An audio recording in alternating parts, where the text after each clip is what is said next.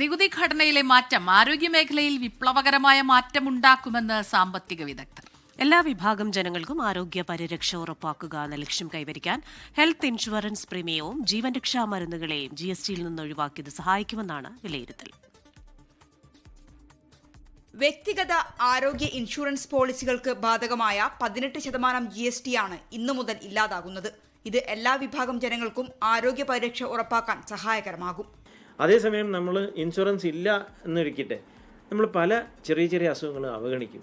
ഈ പല ചെറിയ ചെറിയ അസുഖങ്ങളും അവഗണിക്കുന്നത് നമുക്ക് വലിയ വിപത്തിലേക്ക് കൊണ്ട് മാറും. അപ്പോൾ ഇത് ഏറ്റവും കൂടുതൽ ബാധിക്കുന്നത് ആരെയാണ്?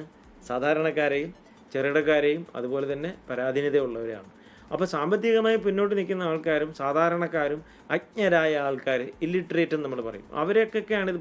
അപ്പോൾ അവരെല്ലാം നമ്മൾ ഈ ഒരു കുടക്കീഴിൽ നമ്മൾ കൊണ്ടുവരികയാണ് എന്നുണ്ടെങ്കിൽ നമ്മുടെ ആരോഗ്യ മേഖല പുഷ്ടിപ്പെടും. ജീവൻ രക്ഷ ജീവിതശൈലി രോഗങ്ങൾക്കുള്ള മരുന്നുകളുടെ വില കുറയുന്നതാണ് മറ്റൊരു നികുതി ഘടനാ വ്യത്യാസം. മരുന്നുകളുടെ വില വിവരങ്ങൾ കൃത്യമായി പ്രദർശിപ്പിക്കണം.